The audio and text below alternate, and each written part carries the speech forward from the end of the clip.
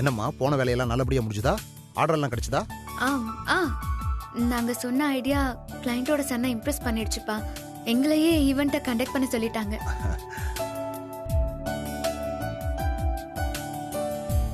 ஆமா, அப்பவே வந்துட்டேன்னு சொன்ன, ஏன் இவ்ளோ நேரம்? ஆபீஸ்க்கு போயிட்டு எம்டியை பார்த்துட்டு வந்தோமா, அதான். நீயும் விஸ்வாவுமா? ஆமாம்மா. சரி சரி, இங்க வா, இப்படி வந்து உட்காரு. என்னம்மா? உட்காரு சொல்றேன். ஆமா, நீயும் விஸ்வாவும் ஒரே ஹோட்டல்ல தானே தங்குனீங்க? ஆமா. அப்போ விஸ்வாவும் நான் நல்லா பாத்துக்கிட்டானா? பாத்துக்கிட்டானா? நீங்க என்ன மீனிங்ல கேக்குறீங்கன்னு எனக்கு புரியலையே. இல்லடி, 2 பேரும் ஒன்னா இருந்தீங்கல்ல, நல்லா பேசினானா இல்ல எப்பவும் போல அங்கேயும் உங்ககிட்ட சண்டை ஏதாவது போட்டானான்னு தான் நான் கேட்டேன். ஆபீஸ் விஷயமா போயிருக்கோம், எதுக்குமா சண்டை போட போறான்?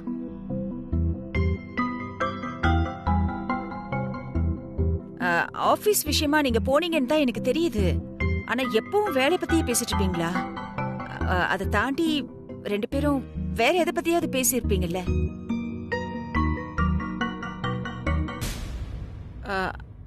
அந்த மாதிரி பேசும்போது விஸ்வா உன்கிட்ட முன்ன மாதிரி பழகுனானான்னு கேக்குறேன்.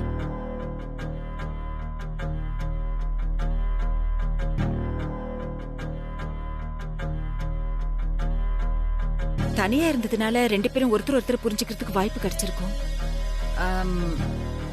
அது ஏதாவது மனசு விட்டு பேசுனீங்களா? விஸ்வா அவனோட தப்ப உணர்ந்து உன்கிட்ட பழையபடி பழகுனானா?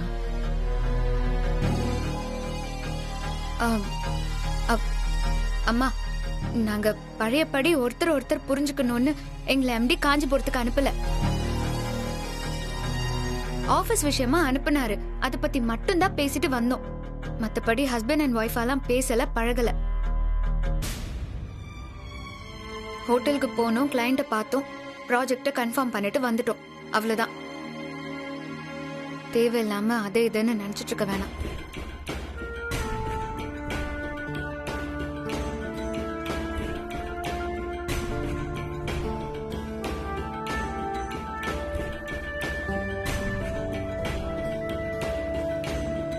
இப்ப எதுக்கு 2 பேரும் ஃபீல் பண்றீங்க?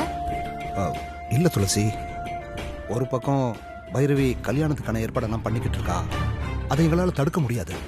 ஆனா நீயும் விஸ்வாவும் மனசு ஒத்து போயிட்டீங்கன்னா ஏற்கனவே முடிஞ்ச கல்யாணத்தை சொல்லி நீங்களாவது நிறுத்துவீங்கன்னு எதிர்பார்த்தோம்.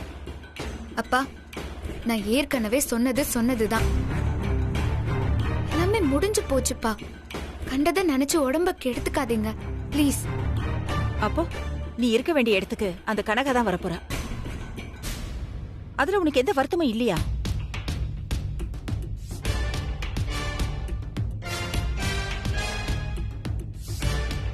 இல்லம்மா.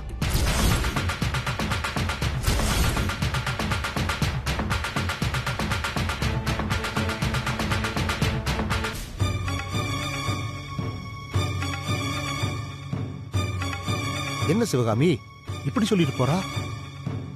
இப்ப என்ன பண்றது? தெரியலங்க, நிலைமை கைமீறி போயிட்டு இருக்கு.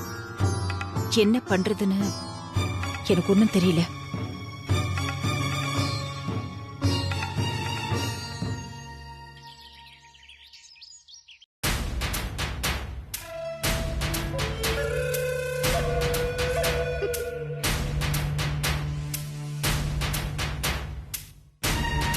கனகா,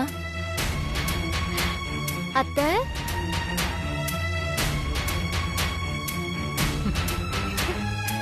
போலாமா? போலாம் அத்தை. வா.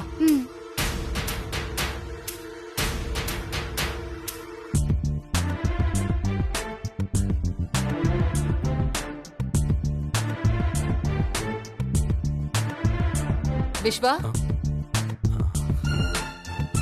அம்மா. வா விஸ்வா. என்னடா, போன வேலையெல்லாம் நல்லபடியா முடிஞ்சதா? ஏர்போர்ட்டுக்கு போய் கிளைண்ட்ஸ் எல்லாம் சென்ட் ஆஃப் பண்ணிட்டியா? பண்ணிட்டோமா.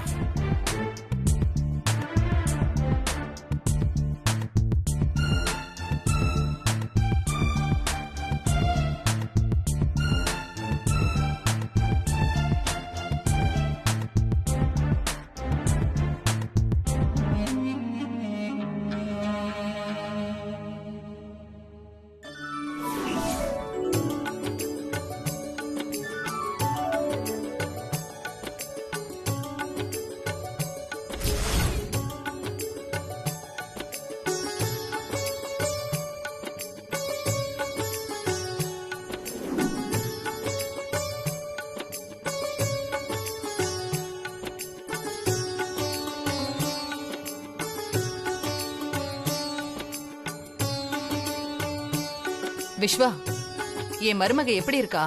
லட்சணமா மகாலட்சுமி மாதிரி இருக்காளா?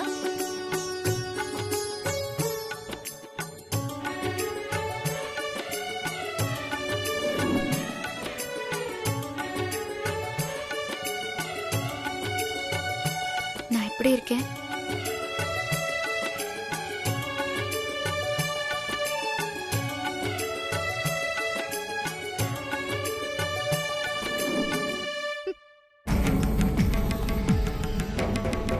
சொல்லுங்க மாமா, நான் எப்படி இருக்கேன்?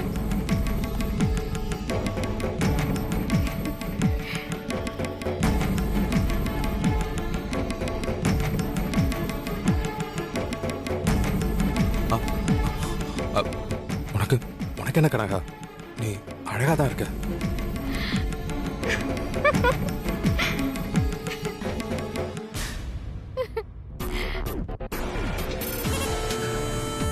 அப்புறம் என்ன கனகா, உன்னை கட்டிக்க போறவனே சொல்லிட்டான். இப்போ உனக்கு சந்தோஷமா?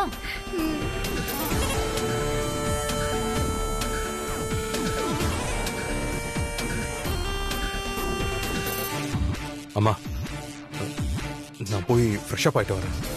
சரிடா விஸ்வா. விஸ்வா, உங்க கல்யாணத்துக்கு முன்னாடி மனக்கோலத்துல கனகாவை முந்தி விநாயகருக்கு தீபம் ஏத்த சொல்லியிருக்காங்க. நாங்க கோயிலுக்கு போயிட்டு வந்துடுறோம். சரிம்மா.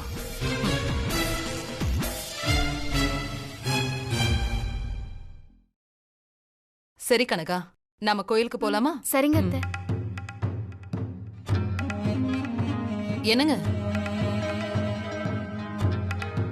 நம்ம மருமக மகாலட்சுமி மாதிரி நிக்கிறா. பார்த்துட்டு நீங்க எதுவுமே சொல்லாம போறீங்க. சொல்லுங்க, எப்படி இருக்கா? நம்ம குடும்பத்துக்கு ஏத்த மாதிரி லட்சணமா இருக்கால்ல நம்ம மருமக? என்னால கண்டவளெல்லாம் என் மருமகளா ஏத்துக்க முடியாது. நடக்க போற கல்யாணம் உன் தனிப்பட்ட முடிவு. அதுல என்னோட விருப்பத்துக்கு இடமே இல்லை. என்ன எதுவும் கேட்காது. என்னங்க என்னங்க,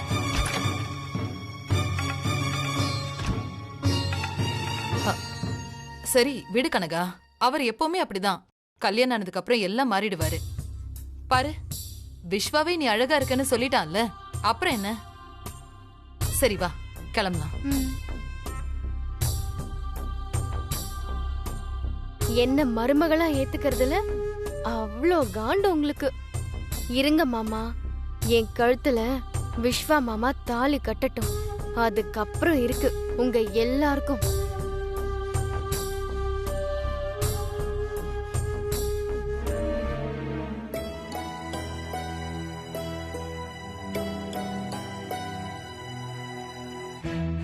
விஸ்வா,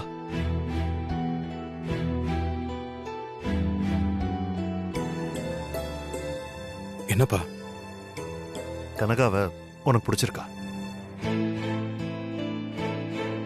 சொல்லுடா, உண்மையிலே உனக்கு கனகாவை பிடிச்சிருக்கா?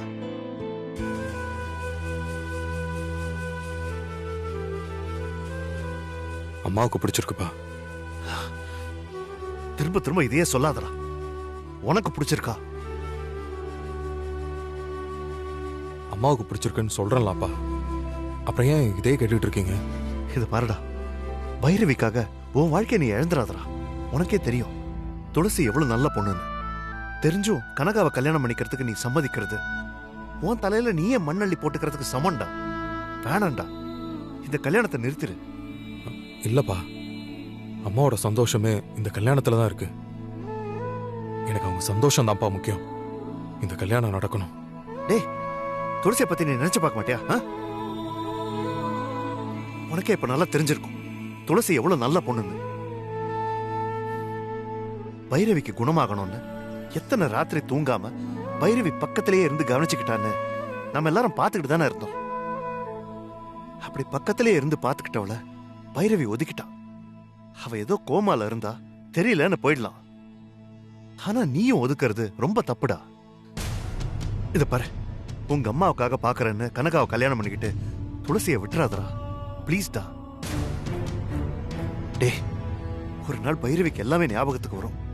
இப்ப அவளோட சந்தோஷத்துக்காக பாக்குற நீ எல்லாமே ஞாபகத்துக்கு வந்ததுக்கு அப்புறம் உன் அம்மாவோட சந்தோஷம் மொத்தமா போயிடும். அதை திருப்பி கொடுக்க முடியலன்னு நம்ம எல்லாருமே வருத்தப்படுவோம். தயவு செஞ்சு நான் சொல்றத கேளு, இந்த கல்யாணம் வேண்டாம்.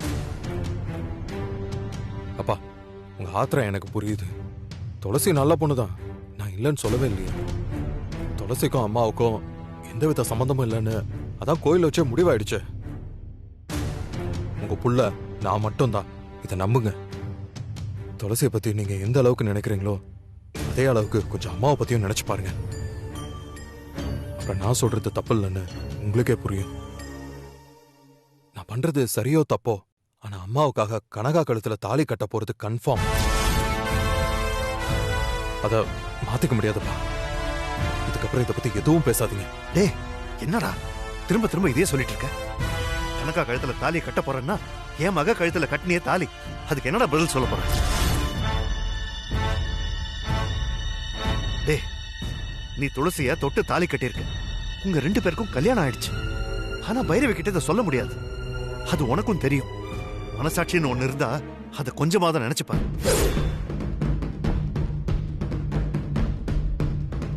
உங்க அம்மாவுக்காக உன் வாழ்க்கையை அர்ப்பணிக்கிறது மட்டும் இல்லாம துளசியோட வாழ்க்கையை அழிச்சிடாத. துளசி உன்னோட மனைவிடா.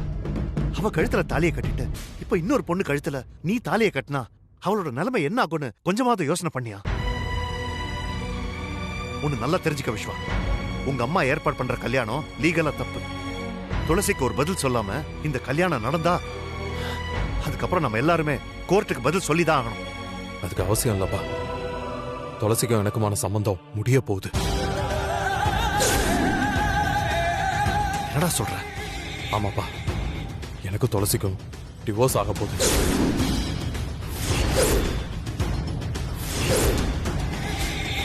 எல்லா ஃபார்மாலிட்டிஸும் முடிஞ்சிருச்சு. இன்னும் 2 நாள்ல துளசிக்கும் எனக்கும் இருந்த கணவன் மனைவி உறவு சட்டப்படி முடிஞ்சிருச்சுன்னு டைவர்ஸ் நோட்டீஸ் வந்துடும்.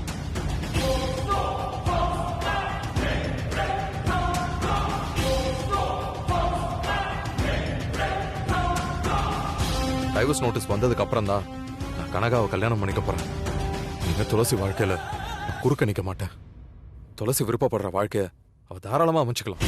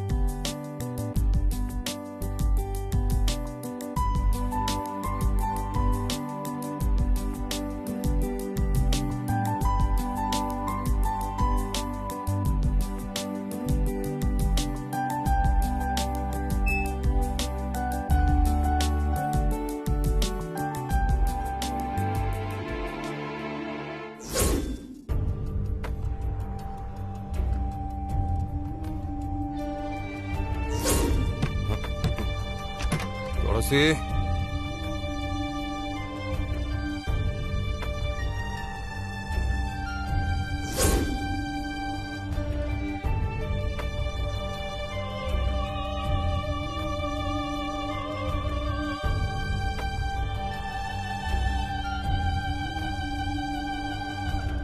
Hello.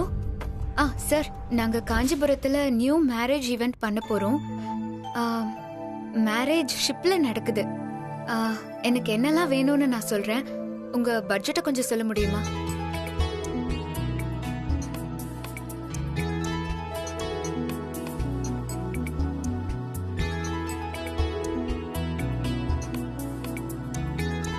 Okay sir, thank you sir, thank you.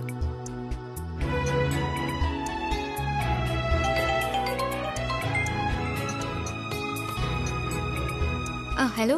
Madam வணக்கம் மேடம். மேடம் உங்களோட நியூ ஈவெண்ட்டுக்கு எங்களுடைய ஹோட்டலில் நீங்கள் ரூம்ஸ் புக் பண்ணால் 15% டிஸ்கவுண்ட் பண்ணி தரோம் மேடம். மேடம் ரூம்ஸ் புக் பண்ணுறீங்களா மேடம்? மேடம் நீங்கள் சொன்னீங்கன்னா கன்ஃபார்ம் பண்ணிடுவேன். இல்ல சார், வேண்டாம். ஆக்சுவலா எங்களோட கிளையண்ட்டுக்கு சொந்தமாவே ஹோட்டல் இருக்கு. அந்த ஹோட்டல்ல தான் நாங்க எல்லாருமே ஸ்டே பண்ண போறோம். Okay madam, thank you. Thank you sir.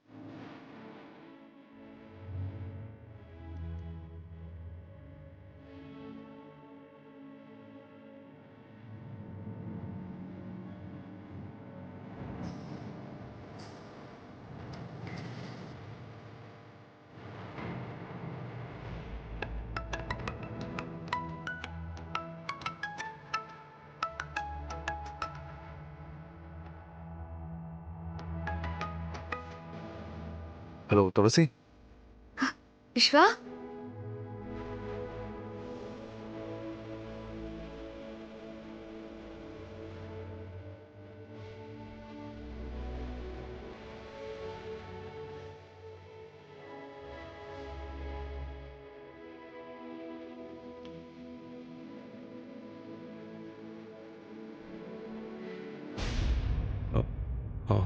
சொல்லுங்க துளசி.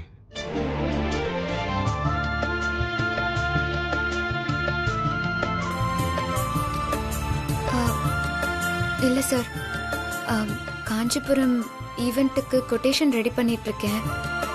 ஷிப்போட ரெண்ட் எவ்வளோன்னு இன்னும் நீங்க சொல்லல. அதான். அதுக்கு தான் கால் பண்ணீங்களா? ஆமா சார், அதுக்கு தான் ஃபோன் பண்ணேன்.